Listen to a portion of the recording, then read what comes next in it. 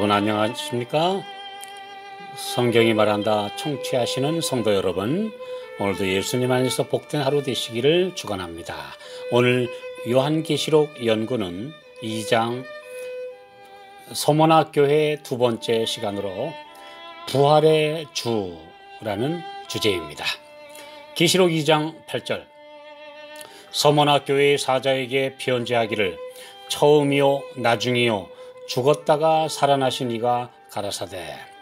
이 두 번째 편지에서 예수님은 자신의 신원을 두 가지로 표현하시는데, 첫째는 처음이며 마지막이라는 말씀입니다.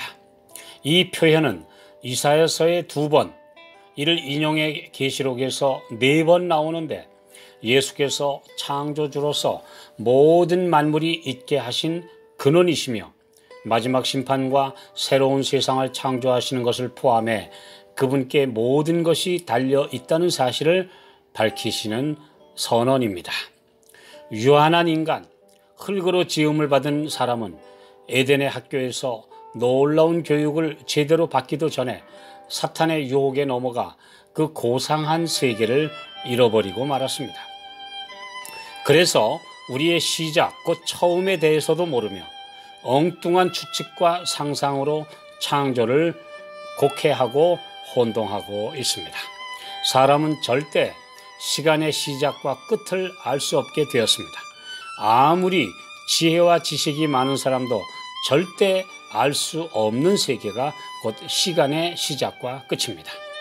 그리고 나중, 곧 우리 삶 이후의 저편에 대해서도 전혀 알 수가 없습니다.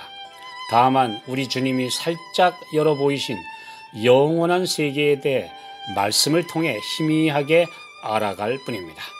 그 마지막 세계와 시간에 대한 모든 비밀을 오직 그분만 가지고 계십니다. 둘째, 죽었다가 살아나시니. 그리스도의 죽으심과 부활은 초기 그리스도인들의 대화와 전도의 주제였습니다. 그리고 여기에 우리의 모든 소망이 매달려 있습니다. 특히 믿음을 지키기 위해 언제 밀고를 받고 끌려가서 죽음의 그 순교를 당할지, 이런 모르는 험악한 환경에서 이 약속은 성도들에게 절대적인 확신을 주는 그분의 체험담이며 위로의 말씀입니다. 만약 주님의 부활이 없이 말씀으로만 내세를 가르치셨다면 이 초자연적인 사실과 그로 말미암는 소망의 이야기를 많은 사람들이 믿기 쉽지 않았을 것입니다. 오늘날 그분이 직접 부활하셨고 그 약속을 하셨는데도 진정한 부활의 약속을 받아들이는 사람이 이렇게 적은 것을 볼 때 더욱 그렇지 않습니까? 그래서 사도 바울은 고린도전서 15장 14절 15절에 그리스도께서 만일 다시 살지 못하셨으면 우리의 전파하는 것도 헛것이요 또 너희 믿음도 헛것이며 또 우리가 하나님의 거짓 증인으로 발견되리니 라고 기록하므로 우리의 모든 소망의 결정판이 예수님의 부활에 전적으로 매달려 있음을 말씀하고 있습니다. 이 말씀은 부활을 단순하게 믿으라고 강조하고 있습니다. 죽음은 곧 험으로 가는 것이며 부활은 하나님께서 생명을 다시 주시는 것입니다. 그러나 헬라 철학의 이원론 사상에 물든 대다수의 가르침은 죽음은 육체만 흙으로 갈 뿐 영혼이라는 불멸의 존재는 천국이나 지옥에 간다는 주장을 하고 있습니다. 이사야 38장 18절, 음부가 주께 살해하지 못하며 사망이 주를 찬양하지 못하며 구덩이에 들어간 자가 주의 신실을 바라지 못하되. 전도서 9장 5절, 무릇 사한 자는 죽을 줄을 알되 죽은 자는 아무것도 모르며. 죽으면 성경 표현대로 의인이든 악인이든 잠자는 것이며 그 후에 히브리서 9장 28절 말씀대로 한 번 죽는 것은 사람에게 정하신 것이요 그 후에는 심판이 있으리니 라는 말씀대로 의인은 생명의 부활로, 악인은 심판의 집행을 받는 부활로 살아나서 각자에게 영원한 운명이 하늘의 선고대로 이루어질 것입니다.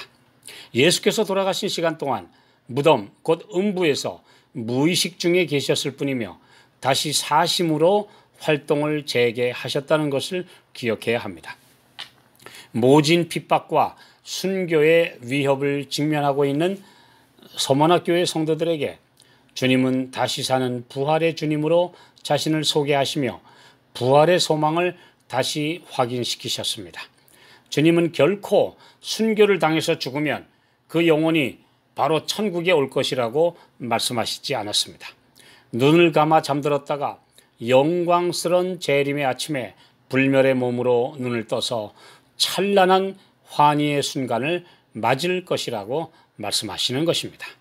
만약 성도들이 죽은 즉시 몸을 떠난 영혼이 천국에 가서 주님과 함께 영광과 행복을 누리고 있다면 부활이 무슨 필요가 있겠습니까?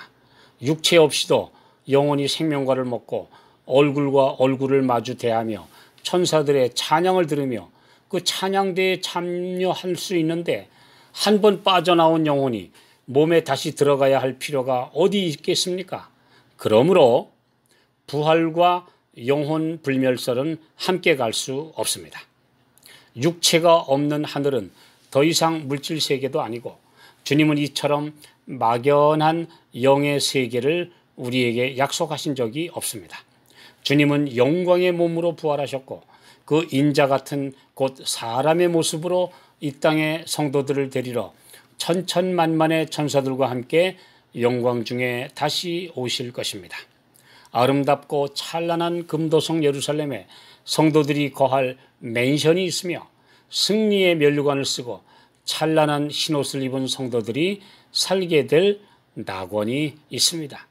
이 천국을 실체가 없는 영의 세계, 관념의 세계로 만든 거짓된 가르침에서 나오시기 바랍니다.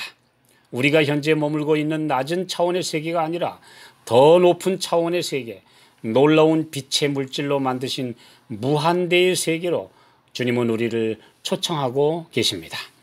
베드로전서 1장 8절 9절 예수를 너희가 보지 못하였으나 사랑하는도다. 이제도 보지 못하나 믿고 말할 수 없는 영광스러운 즐거움으로 기뻐하니 믿음의 결국 곧 영혼의 구원을 받음이라. 영혼의 구원 곧 우리 모든 사람 전체의 구원, 이것이 우리가 바라는 소망의 실체입니다. 믿음으로 주님을 영접하여 부활과 재창조의 그날을 사모하고 기다리는 것이 우리 모든 그리스도인의 소망의 결정이며 완성입니다.